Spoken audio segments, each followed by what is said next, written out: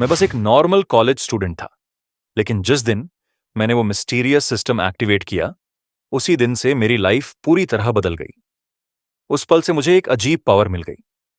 हर हफ्ते एक नई आइडेंटिटी लेने की मैं कोई भी बन सकता था। कभी मैं किसी बड़ी कंपनी का चेयरमैन बन जाता, कभी मैं दुनिया का सबसे डेडली किलर बन जाता, कभी विजनरी बनकर फ्यूचर डिजाइन करता, और अगर किसी को टेस्टी खाना चाहिए तो मैं हंसते हुए तुरंत गॉड ऑन ऑफ कुकिंग बन जाता। मैंने एलियन रिबेल का रोल भी प्ले किया, जिसके कंधों पर पूरी सिविलाइजेशंस को यूनाइट करने का मिशन था। हाँ, मानता हूं, हर हफ्ते आइडेंटिटी बदलना थोड़ा इरिटेटिंग था, लेकिन सच कहूं तो कौन ऐसी लाइफ नहीं चाहेगा। ओशन क्रॉस करना, पूरी दुनिया ट्रैवल करना, यूनिवर्स कंट्रोल करना और शायद एक दिन किंग भी बनना। ज्यादातर लोग ये सब हैंडल ही नहीं कर पाते, लेकिन मैं तैयार था। फिलहाल मुझे वापस रियल लाइफ में लौटना पड़ा। बस कॉलेज का एक और नॉर्मल डे, कम से कम तब तक जब तक क्लास में फाइट शुरू नहीं हुई।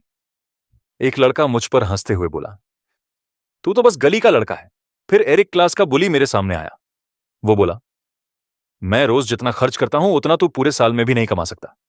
उसने पैसों की गड्डी मेरी तरफ फेंकी और बोला, लूसी से दूर रहना, वो मेरी गर्लफ्रेंड है। उसके दोस्त जोर जोर से चीयर करने लगे। पूरी क्लास मेरा मजाक उड़ा रही थी। कोई मुझे ट्रैश कह रहा था, कोई गरीब। किसी को समझ नहीं आ रहा था कि मैं क्लास की सबसे ब्यूटीफुल लड़की के लिए कैसे खड़ा हो सकता हूं। आखिर एरिक का अंकल वाइस रेक्टर था। सब मेरे अगेंस्ट थे। मैं चुपचाप खड़ा रहा, पर अंदर से मेरी आंखों में गुस्सा साफ झलक रहा था। तभी क्लासरूम का डोर खुला। अंदर आए मिस्टर ली, इंटरनेशनल कंपनी के एक बड़े एम्प्लॉई। सब उनकी तरफ देखने लगे। कल ही टीचर ने उनकी कंपनी में हुई इंसिडेंट का जिक्र किया था। किसी को समझ ही नहीं आ रहा था कि वो हमारी क्लास में क्यों आए। और फिर सीन पूरी तरह पलट गया। मिस्टर ली और उनके लोग मेरे सामने झुक गए। हाँ, उसी लड़के के सामने जिस पर अभी अभी पूरी क्लास हंस रही थी। पूरी क्लास शॉक में थी। टीचर घबराते हुए बोले, जरूर कोई मिस्टेक है, ये तो बस छोटे शहर का गरीब स्टूडेंट है। लेकिन मिस्टर ली ने उन्हें रोक दिया और गुस्से में कहा, शट अप, ये चिंग कॉर्पोरेशन का नया सीईओ है। एरिक का चेहरा सफेद पड़ गया, जिसने मुझे अभी बेगर कहा था। अब वो समझ ही नहीं पा रहा था कि मैं इंटरनेशनल कंपनी का सीईओ कैसे हो सकता हूं। और उसी पल मेरी जिंदगी बदल गई। मैंने एरिक को एक जोरदार पंच मारा और गुस्से में कहा, हंस कभी सुअर का दोस्त नहीं बन सकता। फिर मैं सीधा लूसी के पास गया, स्कूल की सबसे ब्यूटीफुल लड़की। मैंने उसे अपनी बाहों में खींचा और किस कर लिया। वो वहीं फ्रीज हो गई, समझ ही नहीं पा रही थी कि रिएक्ट कैसे करे। मैंने मिस्टर ली की तरफ देखा और कामली बोला, चलने का टाइम हो गया। हम दोनों साथ में ऑफिस से बाहर निकल गए। लूसी वहीं खड़ी थी, थोड़ी एम्बैरेस्ड, लेकिन उसकी आंखों में खुशी साफ दिख रही थी। दूसरी तरफ एरिक रो पड़ा। वो ये सच बर्दाश्त ही नहीं कर पाया कि उसने सब कुछ हार दिया। पूरी क्लास शॉक में थी। किसी को समझ ही नहीं आ रहा था कि मैं एक पुअर स्टूडेंट से अचानक इतनी बड़ी कॉर्पोरेशन का सीईओ कैसे बन गया। आखिर बस 20 मिनट पहले तक मैं पूरी तरह ब्रोक था। उस सुबह मैंने अखबार में पढ़ा था कि चिंग कॉर्पोरेशन के प्रेसिडेंट की कार एक्सीडेंट में मौत हो गई। पहले तो मुझे बुरा लगा, फिर सोचा, मुझे फर्क क्यों पड़ रहा है। तभी लूसी, क्लास प्रेसिडेंट, गुस्से में न्यूज़पेपर मेरी तरफ फेंक देती है। मेरा दोस्त जॉर्ज पास आकर धीरे से कहता, देख भाई, पूरी क्लास फोन में लगी है, लेकिन उसे सिर्फ तू ही दिख रहा है। मैंने हंसते हुए बात टाल दी और कहा, लूसी बचपन से मुझ में इंटरेस्टेड है, फर्स्ट ग्रेड से ही, लेकिन मैंने कभी ध्यान नहीं दिया। मुझे फर्क ही नहीं पड़ता। जॉर्ज ने सिर हिलाया और बोला, लोग तेरी जगह मर मिटेंगे और तू है कि अप्रिशिएट ही नहीं करता। सच ये था कि मैं लूसी को डेट करने की सोच भी नहीं सकता था। मेरे पास पैसे ही नहीं थे। लेकिन तभी मेरे दिमाग में एक भारी आवाज गूंजी। सिस्टम एक्टिवेट हो चुका था। उसने कहा, तुम हर हफ्ते एक नई आइडेंटिटी ले सकते हो और हर टास्क पूरा करने पर तुम्हें एक रैंडम स्किल मिलेगा जो हमेशा तुम्हारे पास रहेगा। और ऐसे ही मैं चिंग इंटरनेशनल का चेयरमैन बन गया। पहली नजर में यह सब पागलपन सा लग रहा था, लेकिन यह तो बस शुरुआत थी। मैं बाहर से अब भी एक ऑर्डिनरी स्टूडेंट था, लेकिन अंदर मैं एक बहुत बड़ा सीक्रेट छुपा रहा था। चिंग कंपनी के प्रेसिडेंट की मौत के बाद मैं उसका सोल सीईओ बन चुका था और आज मैं ऑफिशियली उस रोल में कदम रख रहा था। इसके साथ मुझे नई क्वालिटीज भी मिली, बिजनेस एक्यूमेन, लीडरशिप और एक काम टेम्परमेंट जो मुझे हर सिचुएशन में स्टडी रखता था। मेरे सामने पहला टास्क साफ था, प्रेसिडेंट की मौत की सच्चाई ढूंढना और उसके डेप्यूटी को सीधा फेस करना। अचानक टीचर की आवाज ने मुझे ख्यालों से बाहर खींच लिया। क्लास खत्म हो चुकी थी। मैं चौंक गया, लगा जैसे यह सब कोई ड्रीम था। तभी लूसी गुस्से में मेरे पास आ गई। उसने डिमांड किया कि मैं उसे क्यों बार बार इग्नोर करता हूं। मैं जाने लगा, लेकिन एरिक ने मेरा रास्ता रोक लिया। उसने याद दिलाया कि वो पहले ही वार्निंग दे चुका है कि मैं लूसी से दूर रहूं, और फिर वहीं फाइट शुरू हो गई। इसी पल मुझे सच समझ आया, सिस्टम ने सच में मुझे नई आइडेंटिटी दी थी, और बाकी सबकी मेमोरीज भी उसी हिसाब से बदल गई थीं। उधर कंपनी में उपाध्यक्ष का सहायक रिपोर्ट दे रहा था कि मिस्टर ली मेरी स्कूल से लौट चुके हैं। उसने ये भी जोड़ा कि उनके लोग थोड़े लेट हो गए थे। वाइस चेयरमैन ने इसे हल्के में लिया और बोला, वो तो बस एक बच्चा है जिसे कुछ पता ही नहीं। मिस्टर ली ने मुझे बताया, चांड डेप्यूटी प्रेसिडेंट हो सकता है, लेकिन एक्सीडेंट के बाद वो कभी टॉप सीट पर नहीं बैठ सकता। लेट मिस्टर सैमुअल ने अपनी विल में सारे शेयर सिर्फ तुम्हें जोड़े हैं, इसका मतलब पूरी कंपनी अब तुम्हारी है। तभी मुझे समझ आया चांद मुझसे इतनी नफरत क्यों करता है।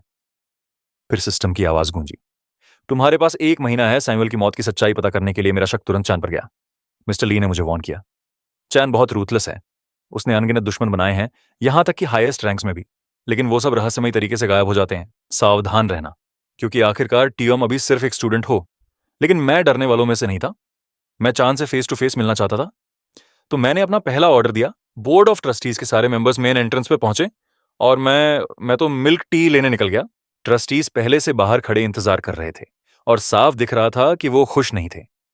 कुछ लोग गुस्से में चिल्ला रहे थे, जवाब मांग रहे थे। तभी एक आदमी ने सबको शांत कराया। उसने याद दिलाया कि ये ऑर्डर सीधे कंपनी के नए सीईओ का है, लेकिन उनकी शक शंकाएं खुलकर सामने आ गईं। किसी ने बोला, नए प्रेसिडेंट में कोई नहीं, कोई क्वालिफिकेशन नहीं, कोई ऐसा लड़का ये पोजीशन कैसे ले सकता है उनके लिए तो बस चान ही इस सीट का असली हकदार था। कुछ यंग एम्प्लॉयज ने चान का साथ दिया, लेकिन सीनियर स्टाफ पीछे हटने को तैयार नहीं थे। उन्होंने सबको याद दिलाया कि प्रेसिडेंट सैमुअल की मौत अभी हाल ही में हुई है, और उनकी विल में साफ लिखा है, कंपनी का उत्तराधिकारी मैं हूं, उस डिसीजन का सम्मान करना ही पड़ेगा। चान ये सब सुन रहा था। उसकी आंखों में साफ दिख रहा था कि पावर मिलते ही वो पुराना स्टाफ कैसे हटाएगा। तभी मैंने एंट्री मारी।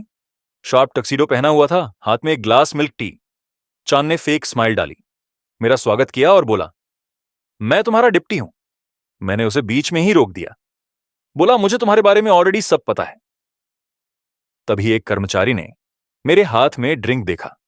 वो हंसते हुए बोला, कॉलेज लौट जाओ, गेम्स खेलने का शौक पूरा करो, बिजनेस तो वॉर है और तुम्हारी इसमें कोई जगह नहीं। मैं अपनी हंसी रोक नहीं पाया, सीधा उसकी तरफ देखा और बोला, ये चांद के पीछे कौन सा डॉग भौंक रहा है। वो आदमी अपने सबॉर्डिनेट का बचाव करने लगा, लेकिन मैंने उसे बीच में ही काट दिया। सीधा आगे बढ़ा और उसे जोरदार थप्पड़ मारा। मैंने कहा, लोग सोचते हैं मैं थप्पड़ इसलिए मारता हूं क्योंकि गुस्सा आता है। सच ये है, मैं थप्पड़ इसलिए मारता हूं ताकि उन्हें याद रहे कि मेरी दुनिया में बोलने का हक सिर्फ उसी को है जिसे मैं इजाजत दूं। उसके बाद मैंने पहला ऑर्डर दिया, 5 मिनट में सब लोग कॉन्फ्रेंस रूम में पहुंचो। चांद गुस्से से जल रहा था। ये वही टिमिड स्टूडेंट नहीं था जिसकी उसने कल्पना की थी। मैं उसके गेम में खेलने वाला नहीं था, इसीलिए उसने सोचा जैसे ये बदतमीजी दिखा रहा है, मैं भी वैसा ही करूंगा। एंट्रेंस पर मेरी नई सेक्रेटरी सू ली ने मेरा स्वागत किया। मिस्टर ली ने मुझे भरोसा दिलाया कि वो पूरी तरह ट्रस्टवर्दी है और मैं उस पर हर काम के लिए भरोसा कर सकता हूं। और मेरा पहला ऑर्डर सिंपल था, कॉन्फ्रेंस रूम में मेरे लिए 3 कप चाय रेडी करना। सू ली थोड़ी कंफ्यूज्ड हो गई। उसे समझ ही नहीं आया कि मुझे एक साथ 3 कप्स क्यों चाहिए। 5 मिनट बाद हर काउंसिल मेंबर कॉन्फ्रेंस रूम में अपनी सीट पर बैठ चुका था। मैंने खुद का इंट्रो दिया और अनाउंस करने ही वाला था कि आज से मैं इस कंपनी का नया प्रेसिडेंट हूं। तभी एक मैनेजर बीच में बोल पड़ा, इनहेरिटेंस का टॉपिक छेड़ने लगा। मैंने 1 सेकंड भी बर्बाद नहीं किया, गरम चाय का कप उठाया और सीधा उस पर फेंक दिया। फिर ठंडे अंदाज में कहा, चुप रहो तुम्हारे पेरेंट्स ने सिखाया नहीं कि बीच में बोलना बदतमीजी होती है। पूरा हॉल खामोश हो गया। मैंने आगे कहा, आज से मैं इस कंपनी का प्रेसिडेंट हूं, जिसे भी प्रॉब्लम है वो अभी बोल सकता है। मैं सुनने के लिए रेडी हूं। लेकिन कोई आवाज नहीं आई। डर ने सबको चुप करा दिया। मैंने देखा मिस्टर ली की आंखों में हल्की मुस्कान थी। उसे तसल्ली हुई कि फॉर्मर प्रेसिडेंट ने सही चॉइस की थी, क्योंकि मैं यंग जरूर था, लेकिन कंपनी लीड करने का करिश्मा मुझ में था। तभी चांद बोला, पहले तो उसने मेरी तारीफ की, तुम यंग हो लेकिन ऑलरेडी बहुत प्रॉमिस दिखा रहे हो, तुम्हारी लीडरशिप में कंपनी जरूर सक्सेस पाएगी। लेकिन फिर उसका टोन बदल गया। उसने कहा, यह कंपनी लाखों एम्प्लॉयज को एम्प्लॉय करती है, सिर्फ वर्ड्स से उन्हें कन्विंस नहीं किया जा सकता। अगर सबको तुम्हें एक्सेप्ट करवाना है तो तुम्हें कोई ऐसा काम करना पड़ेगा जो सबके सामने अनडिनाइबल हो। फिर उसने मुझे चैलेंज दिया जयशान कॉरपोरेशन के साथ एक मेजर डील सिक्योर करने का। मिस्टर ली तुरंत उठ खड़ा हुआ। उसने कहा, इम्पॉसिबल। जयशान हमारे सबसे बड़े दुश्मन हैं, चान। तुम्हें शर्म भी नहीं आती? तुम इसे नेगोशिएट करने भेजना चाहते हो? चान का जवाब। उसने गुस्से में पानी का गिलास मिस्टर ली की तरफ फेंक दिया। मैंने उसे हवा में पकड़ लिया। चेहरे पर हल्की हंसी और आंखों में ठंडी चमक के साथ मैं खड़ा हुआ और बोला, इस प्रोजेक्ट को मैं खुद हैंडल करूंगा। चान ने मुस्कुराते हुए कहा, ब्रेव हो तुम, लेकिन एक मंथ काफी होगा। मैंने बिना पलक झपकाए जवाब दिया, मुझे सिर्फ एक हफ्ता चाहिए। फिर मैंने मीटिंग वहीं खत्म कर दी। फिर मैंने ली को चलने को कहा। मिस्टर ली ने रोकने की कोशिश की। सर, सिर्फ एक हफ्ते में इतना बड़ा काम? लेकिन मैंने उसकी तरफ देखा भी नहीं और बाहर निकल गया। पीछे से चांद की असली औकात सुनाई दे रही थी। वो ली का मजाक उड़ाते हुए बोला, थैंक्स, तुम इस इडियट को यहां लाए। अब इसे सामने देख भी लिया। उसके आदमी जोर जोर से हंसने लगे, यहां तक कि ली के कुछ असिस्टेंट्स तक डाउट करने लगे। प्रेसिडेंट सैमुअल ने इसे क्यों चुना होगा? कहीं देर ना हो जाए, कंपनी छोड़ देनी चाहिए। हॉल खाली हो गया तो मैं सीधा ली की तरफ मुड़ा। मेरी आवाज ठंडी थी। मुझे डिटेल में बताओ, प्रेसिडेंट सैमुअल की मौत कैसे हुई? ली ने झिझकते हुए कहा, सर, कार एक्सीडेंट था। पुलिस ने ऑफिशियली यही वर्डिक्ट दिया है, लिरिक। लेकिन मैं काल्म होकर बोला, अगर यह सिर्फ एक्सीडेंट होता तो सिस्टम मुझे इन्वेस्टिगेशन का टास्क क्यों देता? ली ने आगे समझाया, आज सुबह जब वो कंपनी आ रहे थे, उनकी कार एक ट्रक से टकरा गई। एक्सीडेंट इंटरसेक्शन पर हुआ। ट्रक कंस्ट्रक्शन साइट का था और ड्राइवर रोजम उसी रास्ते से गुजरता था। पुलिस का कंक्लूजन यही है कि यह इंटेंशनल नहीं था। मैंने सीधा पूछा, ड्राइवर अभी कहां है? ली बोला, पुलिस ने उसे पकड़ लिया है, वो स्टेशन में डिटेन है। मैंने बिना एक्सप्रेशन बदले ऑर्डर दिया, तुरंत वहां जाओ और उस ड्राइवर पर नजर रखो। ली शौक में खड़ा रहा, समझ नहीं पा रहा था कि मैं क्यों शक कर रहा हूं, लेकिन मैंने उसे सवाल करने का चांस ही नहीं दिया। वो चुपचाप ऑर्डर मानने चला गया। कुछ ही देर बाद मेरे सामने जेशियन कॉरपोरेशन के प्रेसिडेंट की सारी फाइल्स आ गईं। नाम था एंथनी, और जैसे ही मैंने वो नाम पढ़ा, मेरे दिमाग में एक बिजली सी गिरी। ये नाम कहीं ना कहीं मेरे लिए बहुत फेमिलियर था। डॉक्यूमेंट पढ़ते पढ़ते मेरी नजर अचानक जम गई। फाइल्स के बीच एक फोटो थी लूसी की। हाँ, वही मेरी क्लासमेट लूसी। और सच ये था, लूसी जेशियन कॉरपोरेशन के प्रेसिडेंट एंथनी की बेटी थी। शाम को लूसी अपने रूम में बाल सुखा रही थी। उसकी फ्रेंड्स मेरे बारे में गॉसिप कर रही थीं। उनके लिए मैं अचानक एक लूजर से सक्सेसफुल इंसान बन चुका था। तभी मैंने लूसी को मैसेज भेजा, I want to see you. उसके चेहरे पर इंस्टेंटली स्माइल फैल गई। वो जल्दी से तैयार हुई और अपनी फ्रेंड्स से बोली, मैं अभी आती हूं। बाहर निकलते ही उसकी नजरें मुझे ढूंढने लगीं। चारों तरफ ईगर नजरों से देख रही थी और मैं चुपचाप उसके पीछे पहुंचा। उसे हल्के से हग करते हुए फुसफुसाया, हे ब्यूटी। लूसी चौंक गई। पैनिक में आकर उसने मुझे सीधा जमीन पर पटक दिया। लेकिन जैसे ही उसने मुझे पहचाना, वो घबरा गई और जल्दी से बोली, तुम ठीक तो हो ना? मैंने टीजिंग अंदाज में कहा, जब मैं पीछे से आकर हग करता हूं तो तुम मुझे पटक देती हो, लेकिन सामने से आकर किस करता हूं तो एकदम स्टिल खड़ी रहती हो। लूसी का चेहरा लाल पड़ गया। वो ब्लश करते हुए बोली, तुमने इतने साल मुझे इग्नोर क्यों किया और आज अचानक ऐसे बिहेव क्यों कर रहे हो? मैंने उसकी आंखों में गहराई से देखते हुए सीरियस टोन में कहा, क्योंकि पहले मैं गरीब था। मैं तुम्हें वो जिंदगी नहीं दे सकता था जिसकी तुम हकदार हो। लेकिन अब मैं वो लड़का नहीं रहा। अब मैं तुम्हारे प्यार के लिए सब कुछ देने को रेडी हूं। लूसी की आंखों में आंसू भर आए। उसने धीरे से कन्फेस किया, मैंने हमेशा सोचा तुम मुझे प्यार ही नहीं करते। मैंने उसके आंसू सॉफ्टली पोंछे और पूछा, यह सच है तुम्हारे पापा वही जाइशन कॉरपोरेशन के प्रेसिडेंट हैं? उसने सिर हिलाकर हां कहा और याद दिलाया, मैंने तुम्हें 5 साल पहले ही बताया था। जब पापा ने कंपनी शुरू की थी। मैंने उसकी नजरों में देखते हुए कहा, लूसी, मैं इस दुनिया में अपनी जगह बनाना चाहता हूं और इसके लिए मुझे तुम्हारे पापा की मदद चाहिए। अचानक मेरा फोन बजा। खबर मिली कि ट्रक ड्राइवर मर चुका है। बोला गया उसने सुसाइड कर लिया। मैं शॉक में आ गया। यह तो बिल्कुल भी एक्सपेक्टेड नहीं था। मैंने बस इतना कहा, मैं जल्दी पहुंच रहा हूं, और कॉल काट दी। लूसी वहीं खड़ी थी। वो क्लियरली अपने दिल की बात कहना चाहती थी, लेकिन मेरे पास टाइम नहीं था। मैंने उससे कहा, कल सुबह बात करूंगा, और भाग गया। लूसी की आंखों में डिसअपॉइंटमेंट साफ थी। जल्दी जल्दी रोड क्रॉस करते हुए मैं कुछ सोच ही नहीं रहा था। तभी अचानक एक कार फुल स्पीड से मेरी तरफ आई। बस 1 मीटर की दूरी रह गई थी। डेथ लिटरली सामने खड़ी थी। लेकिन तभी दूसरी कार ने आकर उसे जोर से हिट किया और उसकी दिशा बदल दी। वो गाड़ी जो मुझे मारना चाहती थी रात के अंधेरे में गायब हो गई। उस कार से ली बाहर आया। उसने पूछा, सर, आप ठीक तो है ना? मेरा दिल अब भी तेज धड़क रहा था, लेकिन उसी पल समझ गया, यह एक्सीडेंट नहीं था, यह सीधा वार्निंग थी। दूसरी तरफ शैडोज में खड़ा स्कार्ड आदमी येन चान को रिपोर्ट दे रहा था। उसने कहा, सर, वो ड्राइवर उसे हिट नहीं कर पाया क्योंकि ली अचानक आ गया। चान ने कोल्ड हंसी हंसी और बोला, कोई बात नहीं, किल करना मकसद नहीं था, उसे बस डराना था। कोई इतना स्टूपिड नहीं कि बैक टू बैक 2 प्रेसिडेंट्स को मार दें। ऑफिस वापस पहुंचकर सब कुछ क्लियर हो गया। यह ड्राइवर के बारे में नहीं था, यह मुझे डराकर पीछे हटाने की चाल थी। ली गुस्से में बोला, सर, अगर मैं सही टाइम पर नहीं पहुंचता तो आज आप जिंदा नहीं होते। मैंने उससे डिटेल मांगी। उसने कहा, ड्राइवर कई दिनों से पुलिस कस्टडी में था, लेकिन अचानक डिटेंशन सेंटर में डेड मिला। एक नोट भी मिला जिसमें लिखा था कि मैं डैमेज पे नहीं कर सकता, इसलिए अपनी लाइफ खत्म कर रहा हूं। मैंने कहा, यह पॉसिबल ही नहीं, कोई इंसान ऐसे ही अपनी जान नहीं देता। मैंने पूछा, उसके फैमिली कहां है? ली ने जवाब दिया, वो कई साल पहले डिवोर्स हो गया था और अकेला रह रहा था। मैंने ठंडे लहजे खाजे में कहा, दोबारा चेक करो, अगर इसमें हिटमैन का हाथ है तो किसी रिलेटिव को लेवरेज बनाया गया होगा।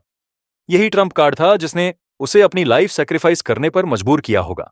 ली अपनी सीट से उठा और बोला, सर, मैं अभी सब कुछ पता करता हूं। इसी बीच नया दिन शुरू हो चुका था। सूरज तेजी से हाउसेस के ऊपर चमक रहा था। मिया यानी अंथोनी की वाइफ गुस्से में अंथोनी को डांट रही थी। बोली, तुम्हें तो बस खाना आता है और कुछ नहीं, तुम्हें अपनी बेटी में जरा भी इंटरेस्ट नहीं है। अंथोनी ने पूछा, क्या हुआ उसे? मिया ने जवाब दिया, लूसी रोज किसी लड़के के साथ घूमती रहती है। कल भी शेन पूरा इवनिंग उसका वेट करता रहा, लेकिन वो वापस ही नहीं आई। तभी सेकंड फ्लोर से 2 लड़के नीचे उतरे। पहला लुई था जिसने मां से पूछा, सुबह सुबह क्यों चिल्ला रही हो? दूसरा शेन था जिसने पूछा, लूसी वापस आई क्या? मिया ने कहा, वो अभी आती होगी, तुम लोग ब्रेकफास्ट कर लो। शेन ने ठंडी सांस लेकर बोला, अगर लूसी को सच में मैं पसंद ही नहीं हूं तो बेटर है मैं खुद ही यहां से चला जाऊं। लुइडो ने तुरंत उसे टोका और बोला, बॉस होकर तू किसी गरीब स्टूडेंट से कैसे हार सकता है? वो लड़का बस एक असेट है, अटेंशन देने लायक भी नहीं। इसी पल लूसी घर वापस आई और उसके साथ मैं भी था। पूरी फैमिली शॉक में खड़ी रह गई। किसी को समझ ही नहीं आया कि क्या हो रहा है। मैंने काल्मली इंट्रोड्यूस किया, हेलो, मैं लूसी का नया बॉयफ्रेंड हूं। पहली बार उनके घर आया था और अपने साथ गिफ्ट में बस कुछ फ्रूट्स लाया था। लूसी का भाई लुई इस बात से बहुत नाराज हो गया। उसने फ्रूट्स मेरी तरफ फेंक दिए और बोला, गेट आउट, हमारे घर से निकल जाओ। मैंने लूसी के फादर की तरफ देखा और बोला, अंकल, आपकी फैमिली सच में बहुत अमेजिंग है, लेकिन आपका बेटा बहुत बैडली बिहेव कर रहा है। एंथनी तुरंत गुस्से में बोला, चुप रहो, तुम्हारी बिजनेस एबिलिटी मुझे पसंद है, लेकिन आज तुमने ये पागलपन क्यों किया? तुम मेरी बेटी के लिए बिल्कुल भी सही नहीं हो। बेटर होगा कि अभी निकल जाओ। मैं जवाब देने ही वाला था कि शेन ने बीच में रोक दिया। उसने कहा, मुझे भी 2 शब्द बोलने दो। शेन ने अपना इंट्रो दिया और बोला कि वो सनशाइन कंपनी का यंग लीडर है और फ्यूचर में उसका प्रेसिडेंट बनेगा। यह सुनकर मुझे एक अजीब सा डेजा व्यू फील हुआ। अचानक शेन ने अपना बैंक कार्ड निकाला। उसने कार्ड मेरे पैरों के पास फेंकते हुए कहा कि इसमें 1 मिलियन पड़े हैं, पैसे ले और यहां से निकल जा। मैं उसकी लेवल तक गिरना नहीं चाहता था, इसीलिए बस खामोशी से उसे देखता रहा। लूसी को समझ नहीं आया कि आज शेन इतनी जल्दी अपनी आइडेंटिटी क्यों दिखा रहा है, क्योंकि यूजुअली वो पैसों की परवाह नहीं करता और खुद को सनशाइन का हेड कहकर शो ऑफ भी नहीं करता। शेन ने ठंडे अंदाज में जवाब दिया कि वो बस कुछ लोगों को उनकी औकात याद दिलाना चाहता है ताकि वो ऐसी चीजों के सपने भी ना देखें जिनके वो लायक नहीं है।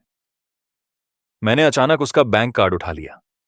शेन को लगा कि मैंने पैसे लेने का फैसला कर लिया है दरअसल, लेकिन उसी मोमेंट मैंने कार्ड उसकी जैकेट की जेब में डाल दिया और बोला कि अपने बाप की मेहनत से कमाए हुए पैसे ऐसे जमीन पर मत फेंका कर।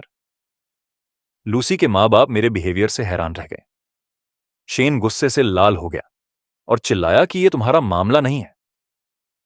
आखिर मैं 30 अरब वैल्यू वाली कंपनी का यंग एग्जीक्यूटिव हूं। यह फैसला लूसी के पेरेंट्स करेंगे कि उनकी बेटी के लायक कौन है, मैंने काम होकर जवाब दिया कि और मैं चिंग कंपनी का प्रेसिडेंट हूं। पूरा हॉल शॉक में था। लूसी का पूरा फैमिली और शेन खुद भी। किसी ने सोचा नहीं था कि मैं कुछ निकलूंगा। मैं थोड़ा ऑकवर्ड फील कर रहा था क्योंकि दिखने में मैं एकदम गरीब स्टूडेंट लगता था। शेन ने मुझ पर यकीन नहीं किया। वो गालियां देने लगा और मुझे लायर कहकर इंसल्ट करने लगा। उसी टाइम टीवी पर न्यूज फ्लैश हुई। एंकर ने बताया कि कल कंपनी के फॉर्मर प्रेसिडेंट की सडन डेथ के बाद सिर्फ 19 साल का लड़का सू अब नया प्रेसिडेंट बन चुका है। रिपोर्टर्स ने यह भी दिखाया कि मेरी कंपनी की मार्केट वैल्यू अभी 130 अरब है। लूसी के फादर एंथनी थोड़ा ऑकवर्ड हो गए। उन्हें भी यकीन नहीं हो रहा था कि मैं वाकई प्रेसिडेंट हूं। मैंने शेन की तरफ देखते हुए कहा कि मुझे खुशी होगी अगर फ्यूचर में हम कोऑपरेट करें। शेन का चेहरा उतर गया। उसने जल्दी से कहा कि उसे अर्जेंट काम है और अब उसे निकलना होगा। वो डोर स्लैम करके बाहर चला गया। किसी को अलविदा कहने का चांस तक नहीं मिला। लुई तुरंत मेरे गले लग गया और बोला कि उसे शुरू से ही लगा था मैं कोई आउटस्टैंडिंग इंसान हूं। माया ने मुझे टेबल पर बैठने के लिए इनवाइट किया और बोली कि वो खुद मेरे लिए खाना लाती है। मैंने बैठते ही एंथनी से कहा कि मैं असल में बिजनेस के लिए आया हूं। मेरी कंपनी चाहती है कि हम उसकी कॉरपोरेशन के साथ कोऑपरेट करें। एंथनी का जवाब कोल्ड था। उसने कहा कि उसकी जिंदगी में कभी भी चिंग कंपनी के साथ कोई कॉमन बिजनेस नहीं होगा और यह भी बोला कि मेरी कंपनी का प्रतिनिधि उसके घर आकर बिजनेस की बात करे, यह बिल्कुल बर्दाश्त के बाहर है। ल्यूसी ने अपने फादर से पूछा कि वो मेरे साथ इतना रूड है, क्यों बिहेव कर रहे हैं। एंथनी ने साफ कह दिया कि कोऑपरेशन का सवाल ही नहीं उठता। मैंने काम होकर कहा कि मैंने ऑलरेडी अपने लोग भेज दिए मिए हैं ताकि चिंग और जाइशान के बीच का कॉन्फ्लिक्ट क्यों शुरू हुआ यह पता चल सके। मिया ने तुरंत अपने हस्बैंड से पूछा कि वो अपने बिजनेस के लिए कुछ अच्छा क्यों नहीं करना चाहता। फिर मेरी तरफ मुड़कर बोली कि अगर पॉसिबल हो तो मुझे इस कॉन्फ्लिक्ट के बारे में पता लगाना चाहिए। मैंने जवाब दिया कि मेरे रिजल्ट्स के हिसाब से जब एंथनी और मिस्टर सैमुअल यंग थे तभी कुछ हुआ था। लेकिन मेरी बात पूरी होने से पहले ही एंथनी गुस्से में खड़ा हो गया। उसने मेरा हाथ पकड़ लिया और गुस्से में बोला कि चुप रहो। वो जल्दी से अपनी सीट से उठा और मुझे खींचकर अपने साथ ले गया। फिर बोला कि वो मेरे साथ सारे डॉक्यूमेंट्स साइन करने के लिए तैयार है, लेकिन चेहरे पर गुस्से के साथ वार्निंग दी कि इस कॉन्फ्लिक्ट का जिक्र उसकी वाइफ के सामने करने की हिम्मत मैं कभी ना करूं। जल्दी ही चान को पता चला कि एंथनी ने मेरे साथ कॉन्ट्रैक्ट साइन कर दिया है। वो यकीन ही नहीं कर पा रहा था। इयन ने उसे बताया कि एंथनी 2 दिन बाद बोर्ड ऑफ डायरेक्टर्स के सामने एक बड़ा अनाउंसमेंट करने वाला है और चान बोला कि यह बिल्कुल इलॉजिकल है क्योंकि जाइशान हमारी कंपनी का बहुत समय से दुश्मन रहा है। फिर वो किसी लड़के की डिमांड्स कैसे मान सकता है। तभी उसके असिस्टेंट ने कहा कि शायद ये सब इसलिए हुआ क्योंकि सू ने लूसी को डेटिंग करना शुरू कर दिया। चान गुस्से से भड़क गया और चिल्लाया कि इतनी इंपॉर्टेंट जानकारी उसे पहले क्यों नहीं बताई गई। असिस्टेंट ने जवाब दिया कि उसे भी अभी अभी पता चला है। फिर उसने पूछा कि क्या बॉस चाहता है कि वो इस मैटर को पूरा इन्वेस्टिगेट करे। चान ने ठंडे अंदाज में कहा कि इसकी कोई जरूरत नहीं है क्योंकि मैं तो बस एक बच्चा हूं। वो मेरे कारण पैनिक नहीं होने वाला और ऊपर से उसने पहले ही प्लान बना लिया है कि मुझे कैसे डील करना है। इसी वक्त सिस्टम ने मुझे रिमाइंड किया कि डेडलाइन तक सिर्फ 4 दिन बचे हैं। मुझे टास्क जल्द से जल्द पूरा करना होगा। मैं थोड़ा शॉक में था क्योंकि ये साफ हो गया कि सैमुअल की मौत का सच पता लगाना कॉन्ट्रैक्ट साइन करने से कहीं ज्यादा इंपॉर्टेंट है। उसी समय ली भागता हुआ मेरे पास आया और बोला कि उसे कुछ अनबिलीवेबल मिला है। ट्रक ड्राइवर की एक बेटी है।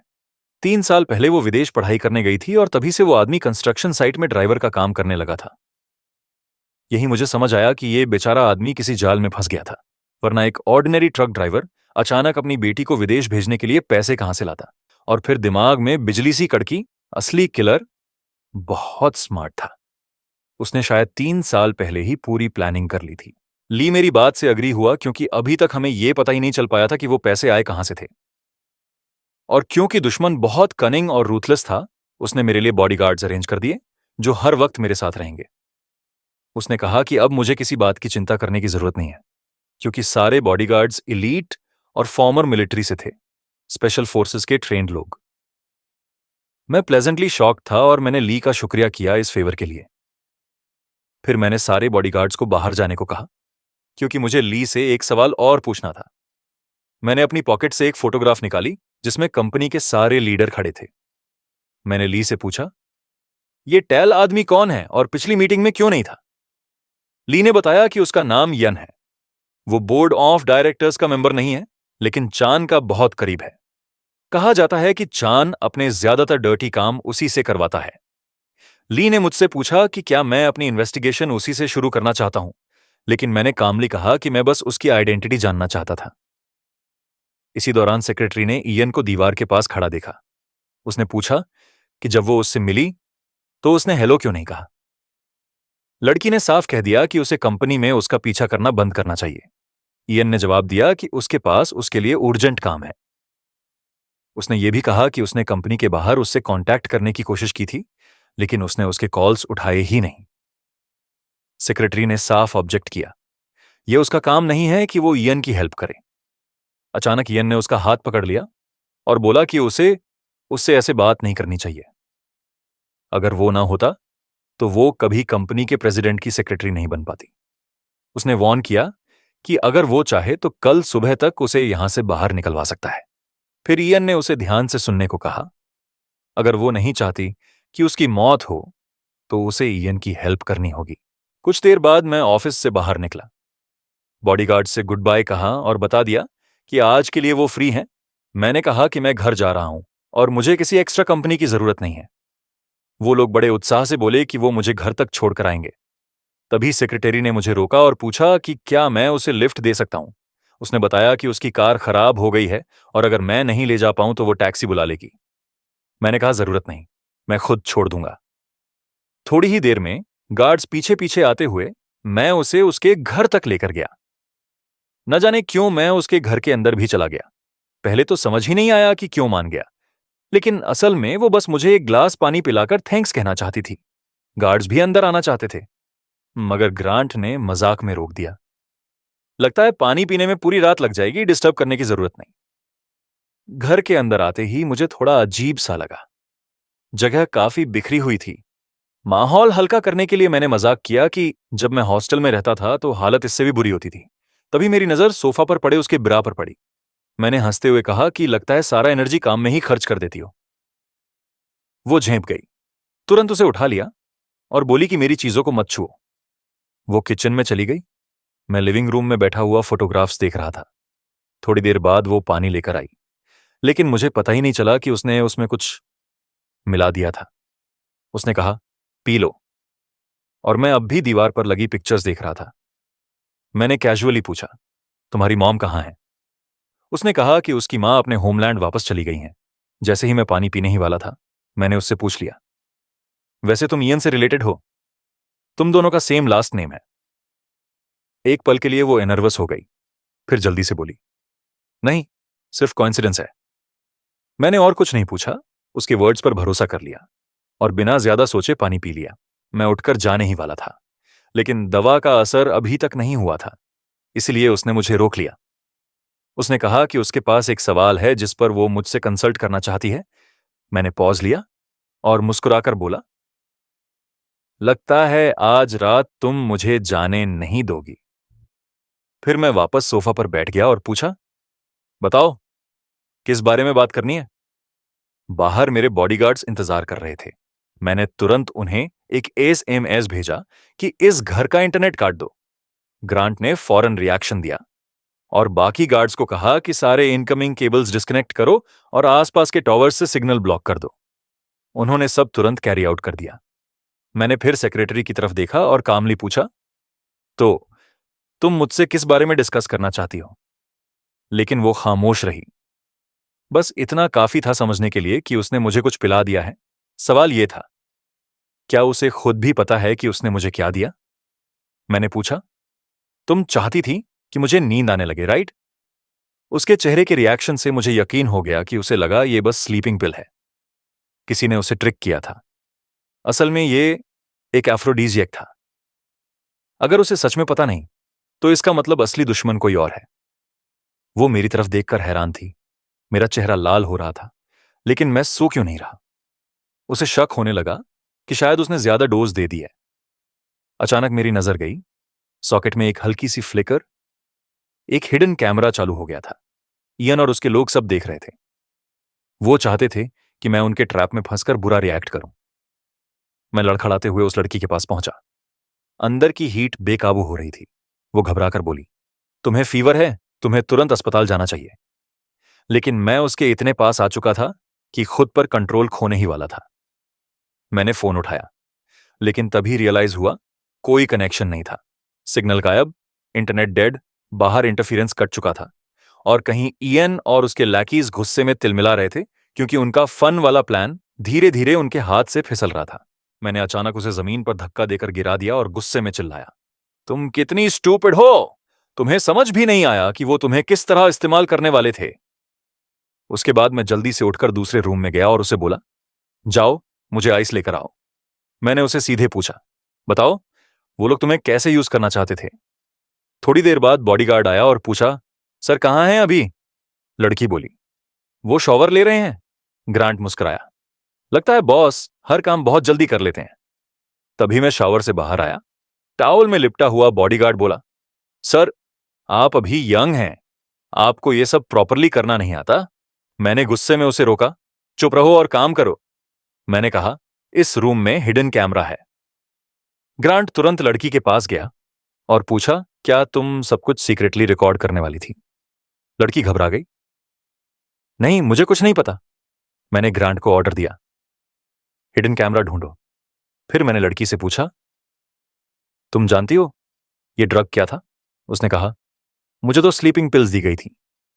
मैंने कहा, तुम्हें लगता है कि सिर्फ मेरी बिना कपड़ों की फोटो काफी होगी? सच ये है कि उन्होंने तुम्हें एफ्रोडीजियाक दिया ताकि तुम्हें मेरे खिलाफ फंसाया जा सके। लड़की शॉक में थी, उसे यकीन नहीं हुआ। उसी वक्त ग्रांट ने सॉकेट से हिडन कैमरा निकाल लिया। मैंने ठंडी आवाज में कहा, तुम्हारा अपना बाप तुम्हारी इज्जत बेचने को तैयार है, सिर्फ अपने फायदे के लिए? लड़की कांपते हुए बोली, आपको कैसे पता? आप मेरे फादर के बारे में ऐसे कैसे कह सकते हैं?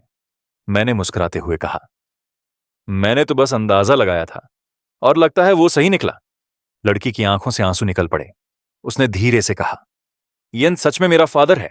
15 साल पहले उसने कहा कि उसके पिता ने उसे बीमार मां के साथ छोड़ दिया और दूसरी औरत के पास चला गया। 3 साल पहले वो यहां काम करने आई, लेकिन उसका कोई नहीं था। इसी वजह से वो बिल्कुल टूट चुकी थी। तभी उसकी मुलाकात उससे हुई। उस वक्त तक इयन पहले ही कंपनी में लोअर मैनेजमेंट की पोजीशन पर था। उसने उसकी मदद की, उसे जॉब दिलाई और इस वजह से वो भूखों मरने से बच पाई। अपने पिता से नफरत होने के बावजूद वो इतनी आसानी से उन्हें ठुकरा नहीं पाई। ग्रांट ने मुझे बताया कि उसने बेडरूम में 3 और हिडन कैमरास और बाथरूम में एक और कैमरा खोज लिया। साफ था कोई मेरी रेपुटेशन को बर्बाद करने की कोशिश कर रहा था। मैंने सोचा, अब भी क्या वो अपने पिता पर शक नहीं करेगी, जबकि ये सब उसकी आंखों के सामने था। लेकिन वो रो पड़ी और कहने लगी कि वो यकीन नहीं कर सकती, शायद उसके पिता को भी किसी ने मिसलीड कर दिया हो। ग्रांट ने उसे स्टूपिड कहा, लेकिन मैंने उसे रोका। मैंने कहा कि मैं चान को एलिमिनेट करने वाला हूं, लेकिन इसके लिए मुझे पहले इयन तक पहुंचने का रास्ता चाहिए और उसके लिए मुझे उसकी मदद चाहिए। अगर वो मदद नहीं करना चाहती तो मैं उसे मजबूर नहीं करूंगा। कुछ देर बाद मैं बॉडीगार्ड्स के साथ निकल गया। वो अकेली रोती रही, समझ ही नहीं पा रही थी कि ऐसी सिचुएशन में उसे क्या करना चाहिए। उस शाम उसने अपने घर में लगे हिडन कैमरास को देखा और अपने अतीत की बातें याद करने लगी। कैसे उसे हर जगह से निकाला गया, बार बार बोला गया कि वो यूजलेस है, यहां तक कि अप्लाई करने पर भी इंसल्ट किया गया, और फिर सिर्फ इयन ही था जिसने उसे सहारा दिया। इसी वजह से उसने ठान लिया कि वो अपने पिता को एक और चांस देगी। वो अपने पिता के ऑफिस में जाने ही वाली थी जब उसने अंदर से उनकी बातें सुनी। उनके दोस्त कह रहे थे कि उन्होंने बहुत रूथलेस लोग देखे हैं, लेकिन इयन बिल्कुल अलग लेवल का है, क्योंकि उसने अपनी ही बेटी को पॉन बना दिया और पूरे 3 साल तक उसे चेसबोर्ड की तरह चलाया। उसे समझ आया कि उसके पिता ने जानबूझकर कंपनी बॉस से कह रखा था कि उसे हायर न करें, ताकि जब वो पूरी तरह से टूट जाए तभी वो हाथ बढ़ाकर उसे अपने कंट्रोल में ले सके। उसने पूरी कॉन्वर्सेशन सुन ली। उन शब्दों ने उसे तोड़ दिया। इयन के दोस्तों ने उससे पूछा कि क्या वो उन्हें हिडन कैमरा की फुटेज दिखा सकता है। इयन ने जवाब दिया कि वो अपने लोग भेजेगा, मेमोरी कार्ड निकलवाएगा और फिर उन्हें वीडियो भेज देगा। उस वक्त मैं घर लौट रहा था। ग्रांट ने मुझसे पूछा कि मैंने उसे क्यों नहीं हटाया, जबकि उसने इतनी खुली धोखेबाजी की। मैंने कहा कि सबसे मुश्किल काम होता है परिवार को छोड़ देना। मैं तो सिर्फ उसका बॉस हूं, फिर वो मुझे बचाने के लिए अपने पिता को क्यों छोड़ेगी? मैं और भी शॉक्ड था कि मेरी खुद की सेक्रेटरी भी चांद की व्यक्ति निकली। लेकिन ग्रांट ने मुझे तसल्ली दी कि मुझे टेंशन लेने की जरूरत नहीं है, क्योंकि वो और उसके लोग पूरी तरह से मेरे लॉयल हैं। मैंने उसे कहा कि मुझे उनके काम करने के तरीके से पूरी तरह सेटिस्फैक्शन है और मैं उन पर 100% भरोसा करता हूं। ग्रांट ने मन ही मन सोचा कि इतनी कम उम्र में मैं मल्टी बिलियन कंपनी चला रहा हूं और अपने सबॉर्डिनेट्स पर बिना शर्त भरोसा करता हूं। साथ ही चारों तरफ ताकतवर दुश्मनों से घिरा होने के बावजूद मेरे चेहरे पर कभी डर नहीं झलकता। हमेशा काम पर फोकस्ड रहता हूं। उसने देखा कि मेरी भौहें थोड़ी तनी हुई थीं और समझ गया कि मैं वाकई किसी बहुत बड़े बिजनेस प्रॉब्लम से जूझ रहा हूं। मैं बस अपने फोन पर किसी लड़की को डांस करते हुए देख रहा था। मन ही मन सोचा कि आजकल कोई भी स्ट्रीमिंग शुरू कर देता है और ढेर सारे शॉर्ट साइटेड व्यूअर्स को खींच लेता है। वक्त गुजरता गया और मैं अपने घर पहुंच गया।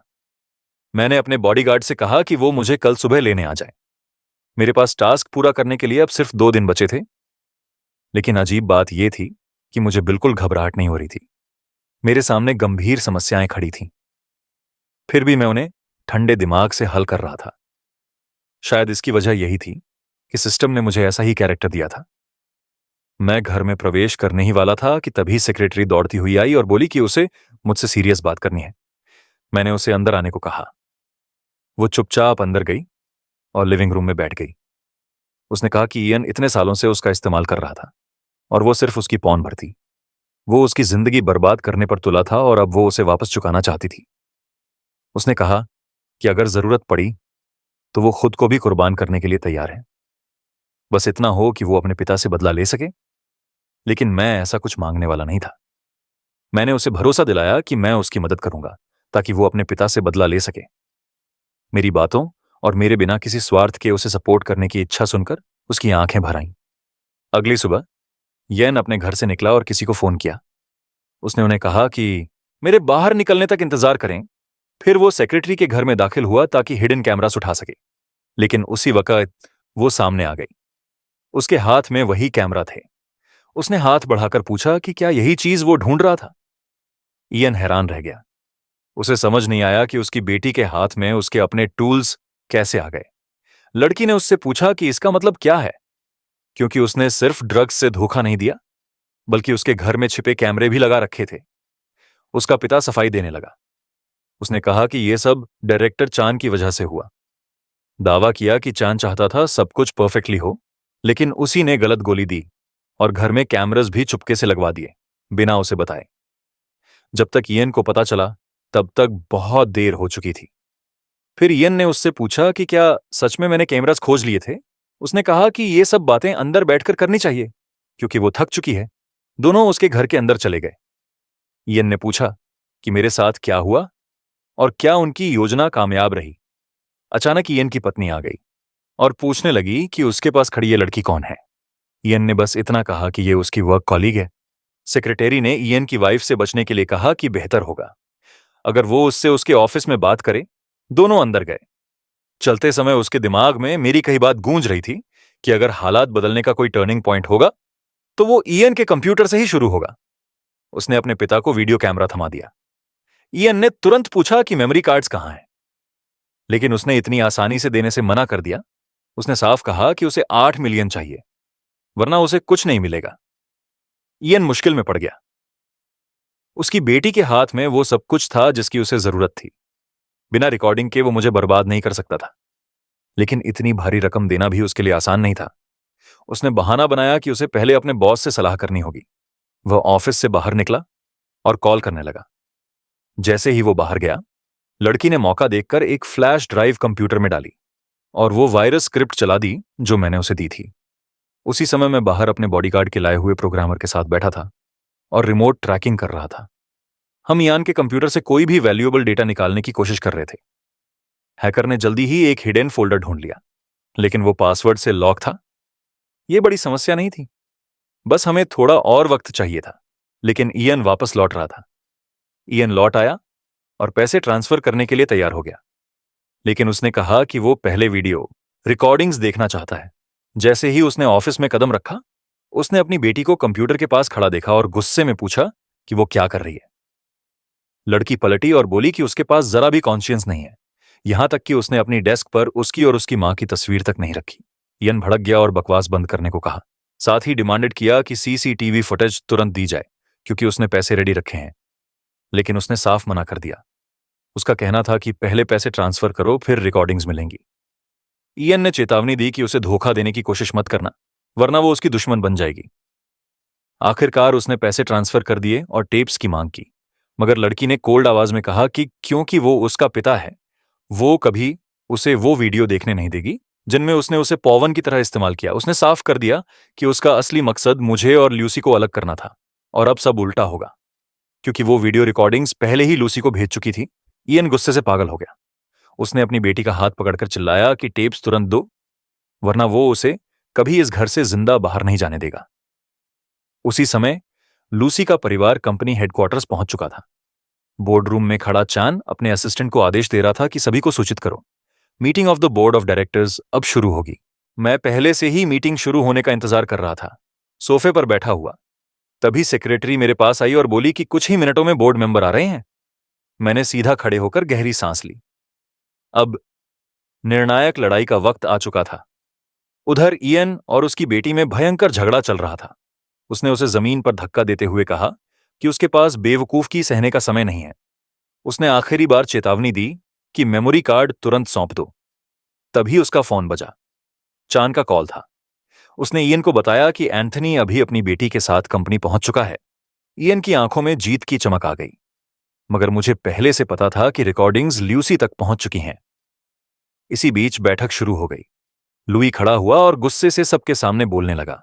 उसने चिल्लाकर कहा कि चिंग कंपनी ने ताइशान परिवार की कोई इज्जत नहीं रखी, और मैं कंपनी का प्रेसिडेंट होते हुए उसकी बहन के साथ धोखा कर रहा हूं। उसने ताने से कहा कि अगर मुझे लगता है कि मैं लूसी के साथ रिश्ता बनाए रख सकता हूं तो मैं पूरी तरह मूर्ख हूं। चान इस पूरे नजारे से बेहद खुश था। वो लुई की हर बात का मजा ले रहा था। उसने कहा कि लुई के आरोप बहुत कीमती हैं। मैंने लुई को शांत रहने की सलाह दी और कहा कि अगर उसे कुछ कहना है तो मेरे ऑफिस में आकर अकेले बात करें। लेकिन चान ने ठहाका लगाकर मेरी बात बीच में ही काट दी। उसने कहा कि मैं एक बोर्ड मेंबर हूं और अब मुझ पर सार्वजनिक तौर पर आरोप लगे हैं, तो फैसला भी सबके सामने होगा। उसने हाथ हिलाकर इशारा किया और अचानक कमरे में रिपोर्टर्स घुस आए। मेरे गार्ड्स ने उन्हें रोकने की कोशिश की, मगर चांद ने आदेश दिया कि उन्हें अंदर आने दिया जाए। ऊंची आवाज में उसने घोषणा की कि मीडिया की मौजूदगी इस बात का सबूत होगी कि उनकी कंपनी को न किसी चीज से डर है और न ही किसी झूठ से छिपने की जरूरत। मैंने पूछा कि क्या यह सब वाकई जरूरी है, मगर चांद मुस्कुराया और बोला कि वो बस मुझे अपनी प्रतिष्ठा साफ करने का फेयर चांस दे रहा है। तभी लूसी आगे बढ़ी। उसके हाथ में लैपटॉप था। उसने साफ कहा कि अगर सबको सच्चाई देखनी है तो वो उसकी स्क्रीन पर देख सकते हैं। उसी पल येन भी ऑफिस में आ धमका।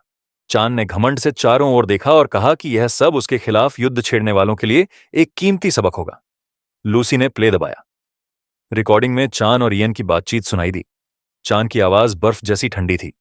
वो कह रहा था कि सैमुअल अब बर्दाश्त से बाहर हो चुका है और अगले कुछ दिनों में उसकी हत्या होनी ही चाहिए। इयन ने जवाब दिया कि ट्रक ड्राइवर पहले से तैयार है और वह इसे कल दोपहर तक पूरा कर सकता है। पूरा कमरा सन्न रह गया। हवा जैसे थम गई। चांद दहाड़ा कि रिकॉर्डिंग तुरंत बंद करो। उसने आदेश दिया कि कैमरे ऑफ कर दो और कोई एक भी सेकंड और रिकॉर्ड न करे। लेकिन नुकसान हो चुका था।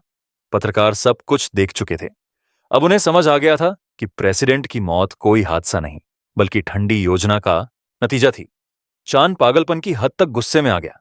उसने अपने गार्ड्स को आदेश दिया कि सभी रिपोर्टर्स को पकड़ लो, उनके फोन तोड़ दो और कैमरे यहीं तबाह कर दो।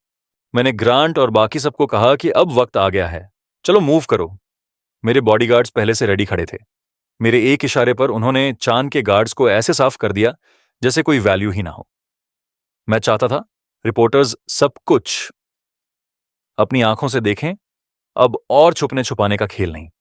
चांद पूरी तरह अपना आपा खो बैठा। वो इयन पर चिल्लाया कि उसकी हिम्मत कैसे हुई उसके ऑफिस में हिडन कैमरा लगाने की।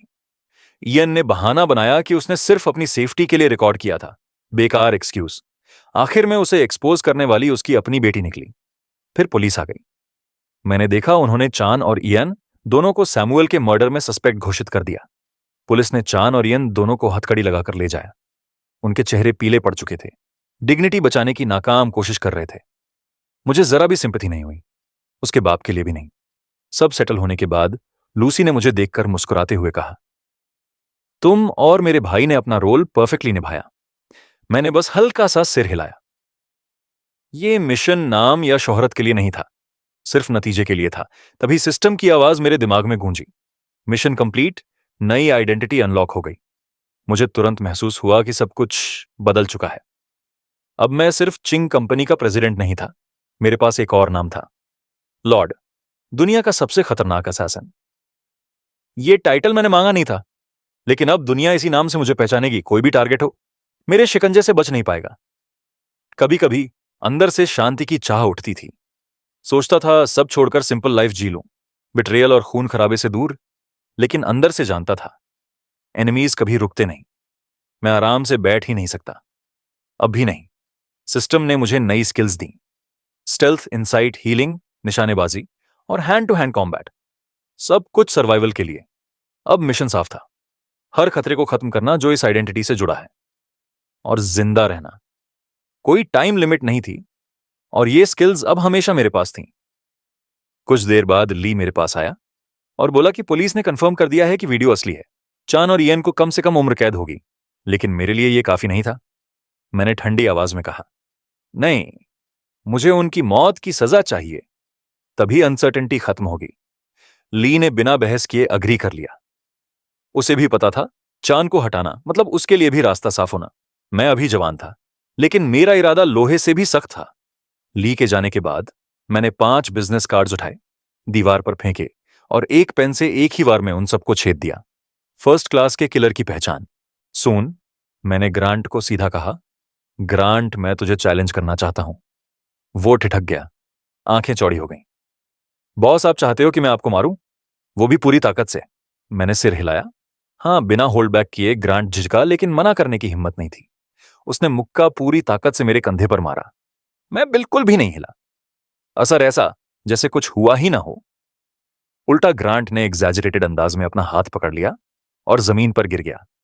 बॉस, आप तो ऐसे हो जैसे बॉडी पर आर्मर पहना हो। लगता है मेरा हाथ टूट गया। मैं तुरंत समझ गया, वो एक्टिंग कर रहा है, ऐसे वफादार लेकिन डरपोक आदमी से असली ट्रेनिंग मुमकिन नहीं थी। मुझे असली स्पारिंग चाहिए था। यही सोचकर मैं एक लोकल बॉक्सिंग कंपटीशन देखने गया। भीड़ में ब्लेंड होकर बैठा था, फाइटर्स को देख रहा था, लेकिन सबके मूव्स स्लो और प्रेडिक्टेबल थे। मैंने खुद से बुदबुदाया, इन सबको हराना मेरे लिए मुश्किल नहीं होगा। मेरी आवाज गलत कानों तक पहुंच गई। पास खड़ा एक मस्कुलर ट्रेनर मेरी तरफ घूरने लगा। ये मेरे फाइटर हैं, तू सोचता है तू इनसे बेहतर है किड? मैंने काल्मली उसकी आंखों में देखा। हाँ, आई एम सीरियस। ये सुनकर वो भड़क गया। उसने मुझे रिंग में बुलाया। यकीन था कि मैं पछताऊंगा। मैंने बिना हेजिटेशन एक्सेप्ट कर लिया। रिंग के अंदर उसका सबसे बड़ा बॉक्सर हंसते हुए बोला, तेरे जैसे वीक आदमी में इतनी हिम्मत, अगर मैं तुझसे हार गया तो आज ही ये बॉक्सिंग क्लब बंद कर दूंगा। तभी माहौल बदल गया। शेन जिम में दाखिल हुआ। उसे देखते ही मेरी नसें तेज दौड़ने लगीं। लूसी की वजह से उसके दिल में मेरे लिए नफरत उबल रही थी। उसने मुझे ऐसे देखा जैसे जिंदा निगल जाएगा। मैच शुरू होने से पहले शेन ने बॉक्सर के कान में फुसफुसाया, अगर तूने इसे हराया तो मैं तुझे $1 मिलियन दूंगा। बॉक्सर की आंखें चमक उठीं। उसके लिए यह रकम जिंदगी भर की सिक्योरिटी थी। कोच ने घमंड से हंसते हुए कहा, यह लड़का ओवरसीज से आया है, इसका निकनेम है वाइल्ड मॉन्स्टर, इलीगल सर्किट्स में लड़ चुका है। वाइल्ड मॉन्स्टर बिजली जैसी स्पीड से मेरी तरफ झपटा। उसकी मुट्ठी हवा चीरती हुई आई, लेकिन मैं पहले ही गायब था। मेरा बॉडी एफर्टलेस मूव कर गया, जैसे स्ट्राइक डॉज करना कोई खेल हो। कोच का चेहरा जम गया, माथे पर पसीना उतर आया। ये तो बस एक्सीडेंट था, फिर से मारो। वाइल्ड मॉन्स्टर ने दांत भींचे, नसें फूल गईं। मैंने ऊंची आवाज में कहा, डोंट होल्ड बैक, मुझे अपनी असली स्ट्रेंथ टेस्ट करनी है, पूरी ताकत से मारो। उसकी आंखों में आग भड़क गई। तूने अपनी जिंदगी की सबसे बड़ी गलती कर दी, अब तेरा हर हिस्सा तोड़ दूंगा। भीड़ सांस रोके खड़ी थी। शेन एक कोने में खड़ा मुस्कुरा रहा था। झरघुली आवाज में बोला, यही होता है जब कोई मेरी लड़की चुराने की हिम्मत करता है। द वाइल्ड मॉन्स्टर ने घूंसे पर घूंसे बरसाने शुरू किए, लेकिन मैं हर बार आसानी से डॉज करता रहा। चेहरे पर हल्की सी मुस्कान थी। क्या बस इतना ही कर सकता है ये? बॉक्सर गुस्से से बोला, तू तो चूहे की तरह भाग रहा है, रिंग में इधर उधर दौड़ रहा है, मारने की हिम्मत ही नहीं है तेरे में। मैंने सोचा कि उसके चेहरे पर पंच नहीं मारना चाहता, इसलिए उसका हाथ निशाना बनाया। जैसे ही वो दोबारा मुझ पर झपटा, मैंने सही मौका पकड़कर उसके हाथ पर वार कर दिया। क्रैक। हड्डी टूटने की आवाज गूंजी। बॉक्सर का हाथ टूट चुका था। पूरा हॉल स्टंड रह गया। किसी ने सोचा भी नहीं था कि ऐसा हो सकता है। सच कहूं तो मुझे भी यकीन नहीं हो रहा था कि मेरी ताकत अब इतनी बढ़ चुकी है। शेन का चेहरा उतर गया। वो तुरंत निकलना चाहता था, लेकिन मैंने उसी वक्त उसकी तरफ नजर घुमा दी। शेन ठिठक गया। मैं धीरे धीरे उसकी ओर बढ़ा। वो डर के मारे मुंह दबाकर बोला, ओह, क्या कोइंसिडेंस है। तुम यहां क्या कर रहे हो? उसके गार्ड्स ने मुझे रोकने की कोशिश की। बॉस से दूरी बनाए रखो, लेकिन मैंने दोनों को पकड़कर उनके सिर आपस में जोर से टकरा दिए। वो वहीं गिर पड़े। अब मैं शेन के सामने था। मैंने ठंडे लहजे में कहा, मैंने सब सुना है। ट्रेनर को बोल रहे थे ना, अगर तेरा आदमी मुझे हरा दे तो तू उसे $1 मिलियन देगा। शेन कांपते हुए बोला, नहीं, वो तो बस गलती से कोइंसिडेंस। मैंने उसे कड़क चेतावनी दी, ये पहली और आखिरी बार है। अगर दोबारा मेरे खिलाफ चाल चली तो अंजाम बहुत बुरा होगा। इतना कहकर मैंने उसे छोड़ दिया। शेन और उसके लोग झुककर बोले, विश यू वेल सर। भीड़ में खुसर पुसर शुरू हो गई। सब कहने लगे कि शेन का टफ गाय इमेज टूट चुका है। असल में वो एक कायर निकला। मैंने उनकी बातें अनसुनी कर दी और बाहर निकलकर सड़क पर चलते हुए अपनी गर्लफ्रेंड को कॉल किया। मैंने कहा, लंच के लिए चलें। उसने हंसकर जवाब दिया, मैं तो कॉलेज में हूं और अगर तुम ऐसे ही क्लासेस मिस करते रहे तो एक दिन सच में एक्सपेल कर दिए जाओगे। मैंने बस इत्मीनान से कहा, चिंता मत करो, डायरेक्टर से ऑलरेडी बात हो चुकी है। अगले हफ्ते मैं यूनिवर्सिटी को 3 मिलियन डोनेट करूंगा एजुकेशन फंड के लिए, और बदले में वो मेरी सेशन संभाल लेंगे। मगर उसी वक्त मैं अकेला नहीं था। पास की बिल्डिंग की छत से मुझे कोई देख रहा था। एक लड़की ने फुसफुसाकर कहा, लॉर्ड, इतना यंग, सोचा नहीं था।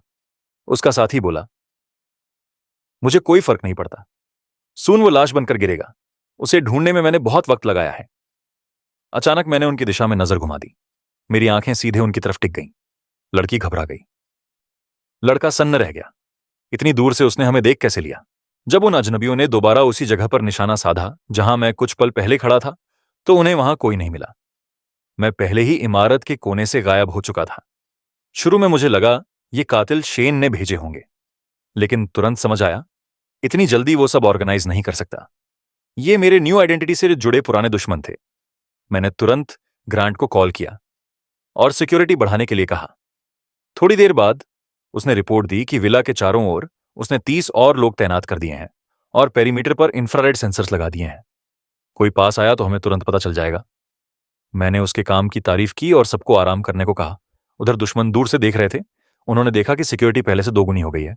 लड़की ने ताना मारा, लॉर्ड का रेजिग्नेशन कोई हैरानी की बात नहीं। अब तो ये अपनी जान बचाने के लिए प्राइमेटिव डिफेंस पे भरोसा कर रहा है। लेकिन उन्हें पता ही नहीं था कि ये सब मैंने जानबूझकर किया है। ये डिफेंस असली सुरक्षा नहीं, ये तो एक बेट था जिससे वो निश्चिंत हो जाए और जैसे ही मौका सही लगे मैं उन्हें एक ही वार में खत्म कर दूं।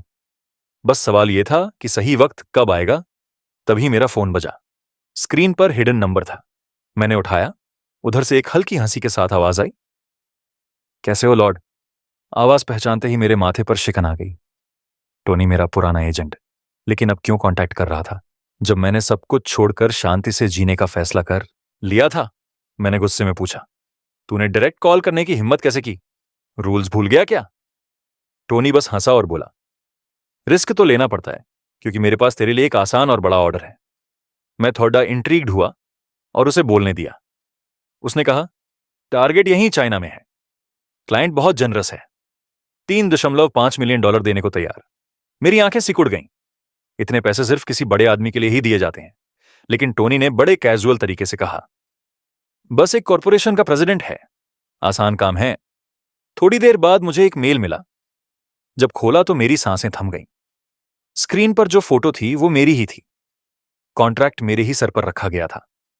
उस वक्त टोनी कहीं समुद्र तट पर औरतों के बीच मजे कर रहा था। लेकिन मैंने उसे दोबारा कॉल किया।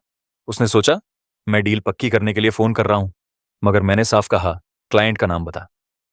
टोनी घबरा गया, बहाने बनाने लगा। मैंने ठंडी आवाज में चेतावनी दी, सच चाहे जैसे भी मैं निकाल ही लूंगा। आखिरकार डर के मारे टोनी टूट गया और सब उगल दिया। जिसने मेरी मौत की सुपारी दी थी वो कोई और नहीं बल्कि शेन था, एक कॉरपोरेट एम्पायर का मालिक का बेटा। मैं हल्की हंसी हंसा। शेन बहुत समय से उधार की जिंदगी जी रहा था। तभी अचानक लूसी सामने आ गई। चेहरे पर गुस्सा और भौहें तनी हुई। वो तेज कदमों से मेरी तरफ आई और पूछा, तुम यहां क्या कर रहे हो और मेरा फोन क्यों नहीं उठा रहे थे? सच कहूं तो मुझे भी उसे यहां देखकर हैरानी हुई। वो साफ नाराज थी, तो मैंने माहौल हल्का करने के लिए उसे डिनर पर चलने का इनवाइट दिया। लूसी ने मेरा हाथ पकड़ लिया और तीखे लहजे में बोली, तुम्हें पता भी है उस रेस्टोरेंट में टेबल मिलना कितना मुश्किल है। अगर मिस हो गया तो तुम्हें मुझे पूरा कंपेंसेट करना पड़ेगा। मैं उसकी इस तुनक मिजाजी पर बस हंस पड़ा।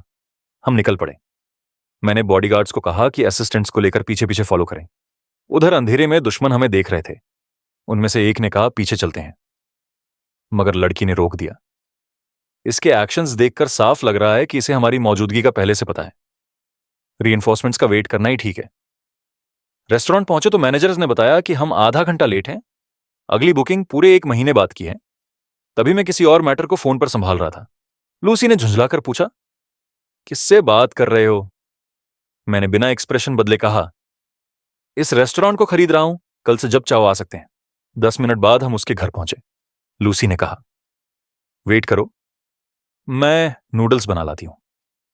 मैंने कैजुअल पूछा, घर पर कोई और है क्या? उसने बताया, भाई विदेश में है और पेरेंट्स मीटिंग में गए हुए हैं। बिना कुछ कहे मैंने उसे अपनी बाहों में खींच लिया। लूसी ठिठक गई, शर्मा गई, समझ नहीं पाई मैं क्या कर रहा हूं। मैंने उसकी आंखों में देखा और उसे किस कर लिया। वो घबराकर बोली, रुको, लेकिन मेरे हाथ पहले ही उसके ड्रेस की जिप तक पहुंच चुके थे। थोड़ी ही देर में वो बेड पर थी, हिचकिचाती और उलझन में। मैंने नरमी से कहा, डरने की जरूरत नहीं, मैं ध्यान रखूंगा। और फिर उसे दोबारा किस किया। धीरे धीरे वो पिघलने लगी, जैसे खुद को मुझे सौंपने के लिए तैयार हो रही हो। और तभी लाइट्स ऑन हो गईं। उसके पेरेंट्स लौट आए थे। हम दोनों उछलकर उठ बैठे। लूसी हकलाकर बोली, आपकी मीटिंग कैंसिल कैसे हो गई? उसके पिता ने ठंडी आवाज में कहा, मीटिंग पोस्टपोन हो गई। चेहरे पर दबा हुआ गुस्सा साफ दिख रहा था। मैंने तुरंत हाथ ऊपर किए और बोला, आप लोग गलत समझ रहे हैं। हम बस अंधेरे में स्विच ढूंढ रहे थे और सोफा पर गिर पड़े। वो ऑकवर्ड साइलेंस असहनीय था। मैंने मजबूरी में हंसी निकाली, उन्हें शुभरात्रि बोला और फौरन घर से निकल भागा। बाहर ग्रांट खड़ा था, मुस्कुराते हुए बोला, बॉस, रोमांस इतना जल्दी खत्म? मैंने बॉडीगार्ड्स पर झल्लाते हुए उन्हें रात भर के लिए डिसमिस कर दिया। मुझे अकेले रहना था। कार का एक्सेलरेटर दबाते ही दिमाग दौड़ने लगा। कातिल अभी तक सामने क्यों नहीं आए? गार्ड्स को तक हटा दिया था, फिर भी कोई एम्बुश नहीं। अगर वो मूव नहीं करेंगे तो मैं अपना गुस्सा शेन पे निकालूंगा। कुछ ही देर बाद मैं उसके होटल पहुंचा। डोर के बाहर 2 गार्ड्स खड़े थे। मैंने ठंडी निगाहों से उन्हें देखा और बोला, शेन अंदर है। शेन के दरवाजे पर खड़े गार्ड्स ने मुझे घूरते हुए कहा कि यह मेरी प्रॉब्लम नहीं है और मुझे तुरंत वहां से निकल जाना चाहिए। लेकिन मैंने कोई जवाब नहीं दिया और उसी पल मेरा मुक्का इतनी तेजी से चला कि पहला आदमी कई मीटर दूर जा गिरा। उसे समझ में भी नहीं आया कि हुआ क्या था। दूसरा गार्ड एक पल को शॉक में जम सा गया और उसी वक्त मैंने मुस्कुराकर सोचा कि यह मेरी ताकत को कंट्रोल करने का परफेक्ट मौका है। लेकिन जैसे ही उसने घबराकर बंदूक निकाली, मेरी रिफ्लेक्सेस ने काम कर दिया और मैंने उसके हाथ को मोड़ते हुए गन का निशाना हटा दिया, जिससे गोली चल ही नहीं पाई। और अगले ही सेकंड में मेरा प्रहार उसे बेहोश कर गया।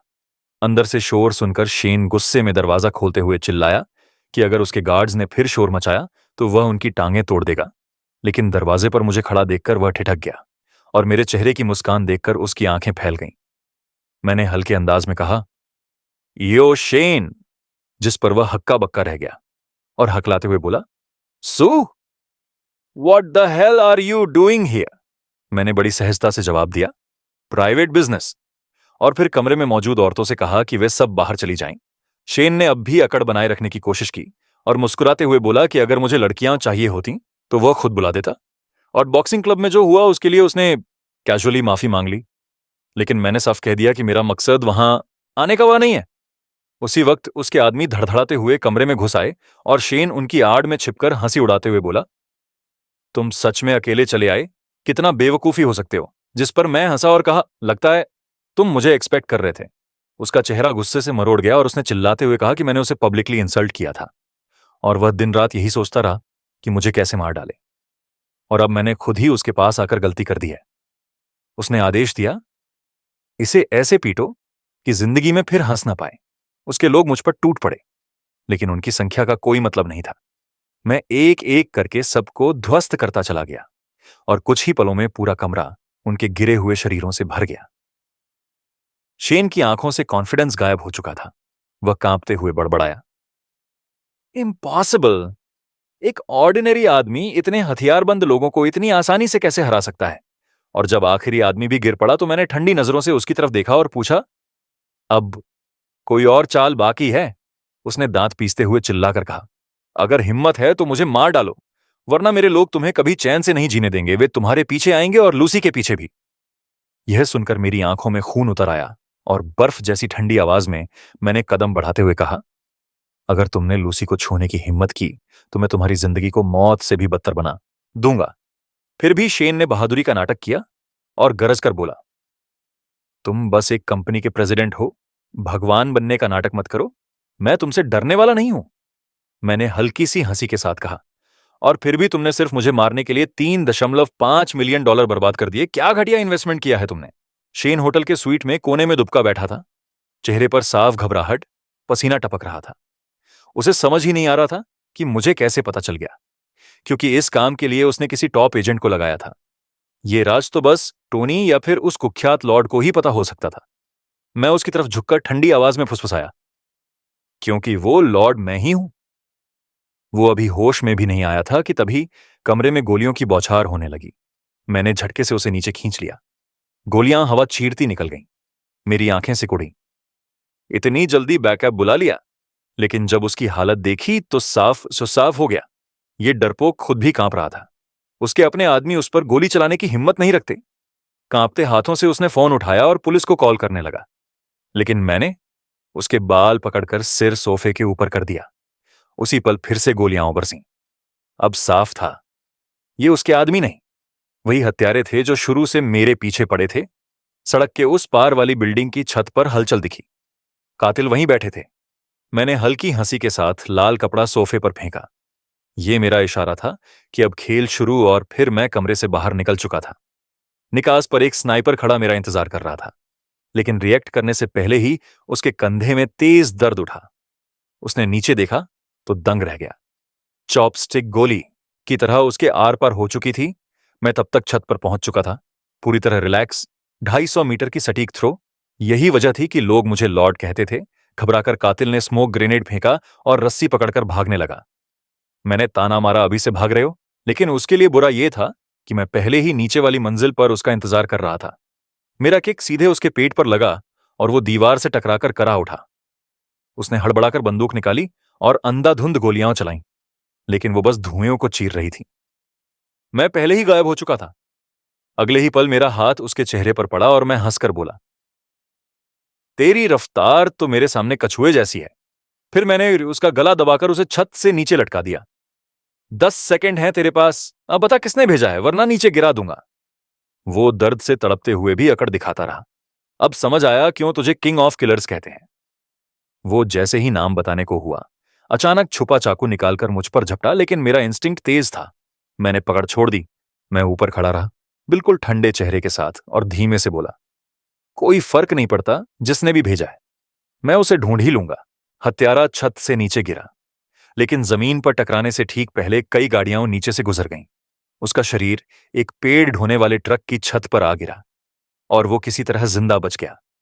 काले सूट पहने आदमी फौरन गाड़ियों से उतरे और उसे खींचकर नीचे ले आए। उनकी बंदूकें गरजीं। गोलियां छत की ओर दाग दी गईं, लेकिन तब तक मैं पीछे हट चुका था। उनकी नजरों से पूरी तरह गायब। सफेद बालों वाली लड़की ने अपनी टीम को आदेश दिया, उसे भागने मत देना। उसने अपने घायल साथी को संभाला, जो दर्द दबाते हुए बोला, मैं ठीक हूं, बस कुछ हड्डियां टूटी हैं। गुंडे छत पर फैले, लेकिन झुझलाकर रिपोर्ट दी। कोई निशान नहीं मिला। लड़की की आंखों में गुस्सा भर गया। उनके हाथों से लॉर्ड फिर से फिसल गया था। घायल ने चेतावनी दी, पुलिस आने से पहले निकलना होगा। वो आदमी डरावना है, उसे हल्के में नहीं ले सकते। लड़की ने बस हंसकर ताना मारा, वापस चलो, लेकिन बॉस के सामने तुम्हें जवाब देना पड़ेगा। सभी काले कारों में बैठे और निकल पड़े। उन्हें पता नहीं था कि मैं पहले ही एक गाड़ी के नीचे छिपकर बैठा था, सीधे शेर की मान में पहुंचने के लिए। कुछ देर बाद गाड़ियां एक आलीशान एस्टेट पर रुकीं। अंदर का माहौल भारी था। बॉस ने गुस्से में टेबल पर हाथ पटका, मैं तुम्हें लाखों देता हूं और अब तक लॉर्ड का एक बाल भी नहीं उखाड़ा गया। हत्यारा झुककर बोला कि उसने लापरवाही की और एक आखिरी मौका मांगा, इस बार मैं उसे खत्म कर दूंगा। बॉस ने ठंडी निगाहों से घूरा। 3 दिन बाद मैं जहाज पर रवाना हो रहा हूं। अगर तब तक लॉर्ड जिंदा रहा तो तुम समंदर देखने लायक नहीं बचोगे। दोनों कातिलों ने सिर झुका लिया। अब एक और गलती की गुंजाइश नहीं थी। आदमी ने कसम खाई कि इस बार प्लान परफेक्ट होगा। लड़की ने सुझाव दिया, शुरुआत उसकी दोस्त को टारगेट करके करते हैं। मैं परछाइयों में छुपा सब सुन रहा था और जैसे ही बॉस का चेहरा रोशनी में आया, मैंने उसे पहचान लिया। केन विल्सन। 7 साल पहले न्यूयॉर्क में उसने रेस में मुझसे सब कुछ खो दिया था, मिलियंस डॉलर और अपनी 3 उंगलियां, और आज भी उसकी नफरत जिंदा थी। रात देर से मैंने लूसी को कॉल किया। वो हैरान थी, इतनी रात को क्यों कॉल किया। मैंने बस मुस्कुराकर कहा, क्रूज पर चलोगी। कुछ ही देर बाद हम शानदार फायर फिंस्टर होटल पहुंच चुके थे। लूसी बालकनी पर खड़ी नजारा देख दंग रह गई। हंसते हुए उसने ढेर सारी सेल्फियां ली, पीछे चमकते शहर के साथ। मैंने बस कंधे उचकाए। ये कुछ भी नहीं, दुनिया में और भी जगह हैं आके, उससे कहीं खूबसूरत, और हम सब देखेंगे साथ में। उसे बाहों में खींचकर मैंने उसे चूमा। उसकी मुस्कान बता रही थी कि वो जितनी खुश आज थी उतनी कभी नहीं रही। थोड़ी देर बाद लूसी शरारती अंदाज में बोली कि वो पहले शॉवर लेगी और फिर बीच पर जाएंगे। मैंने पूछा, पहले खाना खा लें, लेकिन उसने हाथ हिलाकर मना कर दिया। वो कमरे में गायब हुई तो मैं कुछ देर उसकी परछाई देखता रहा और फिर नजरें मोड़ लीं। दिमाग फिर से अपने असली काम पर लौट आया। सबसे पहले मुझे भूख लगी थी तो मैं नीचे होटल के रेस्टोरेंट गया, जहां मेरे लिए पहले से ही खाने की पूरी टेबल सजी हुई थी। खाते खाते मैंने अपने बॉडीगार्ड को कॉल किया हालचाल पूछने के लिए। ग्रांट की आवाज हमेशा की तरह शांत थी। उसने बताया, सब कुछ कंट्रोल में है। उन्होंने विल्सन के आदमियों को बेवकूफ बना दिया है। वो अब भी समझ रहे हैं कि मैं ऑफिस में हूं। मेरे होंठों पर हल्की हंसी आई। जब वो कातिल परछाइयों के पीछे भाग रहे थे, असली शिकारी कैयन विल्सन अब खुद मेरी शिकार बन चुका था। और अगर मेरी जानकारी सही थी तो उसकी प्राइवेट लाइनर शाम तक यहां पहुंचने वाली थी। तभी एक लड़की मेरी टेबल पर आई। उसका नाम था रोज। उसने पूछा, क्या वो मेरे साथ बैठ सकती है। बोली कि रेस्टोरेंट में और कोई खाली सीट नहीं बची। मैंने ज्यादा सोचे बिना हां कर दी। पूरा रेस्टोरेंट उसकी तरफ देखने लगा। मर्द उसकी खूबसूरती से नजरें नहीं हटा पा रहे थे। रोज ने गौर किया कि मैंने उसकी तरफ एक बार भी नजर नहीं उठाई। उसे लगा शायद मैं बहुत शर्मीला हूं या फिर जानबूझकर हार्ड टू गेट बनने की कोशिश कर रहा हूं। लेकिन मैं बिना एक शब्द कहे उठ खड़ा हुआ और वहां से निकल गया। वो वहीं ठिठक गई, हैरान। क्या मैं सच में उसकी नजरों में इतना मामूली था। मैंने कोई सफाई देना जरूरी नहीं समझा। इसके बजाय मैं कांच की बड़ी खिड़कियों के पास जाकर खड़ा हो गया। जहां लोग भीड़ लगाए खड़े थे, सब में उत्साह था, क्योंकि ठीक उसी पल विल्सन का लग्जरी लाइनर आ चुका था। धूप में चमकता हुआ वो विशाल यॉट किसी सपने जैसा लग रहा था। मेरे चेहरे पर हल्की मुस्कान आई। आखिरकार वो आ चुका था, वही जहाज जिसका मुझे इंतजार था, वही जहाज जिसमें कैयन विल्सन मौजूद था। जल्द ही बोर्डिंग का ऐलान हुआ। पियर पर लोग अपनी टिकटें लेकर लंबी लाइन में लग गए। लूसी ने यॉट को देख हैरानी से आंखें फैला दी। ये कितना खूबसूरत है, मैंने कभी ऐसा नहीं देखा। मैंने पहले ही कपड़े बदल लिए थे ताकि कोई पहचान ना पाए, और झुककर उसके कान में कहा, तैयार रहो, हम इसी लाइनर पर चढ़ने वाले हैं। उसका मुंह खुला का खुला रह गया। लेकिन ये लाइन तो खत्म ही नहीं हो रही। लोग टिकट 1 साल पहले खरीदते हैं, हम कैसे।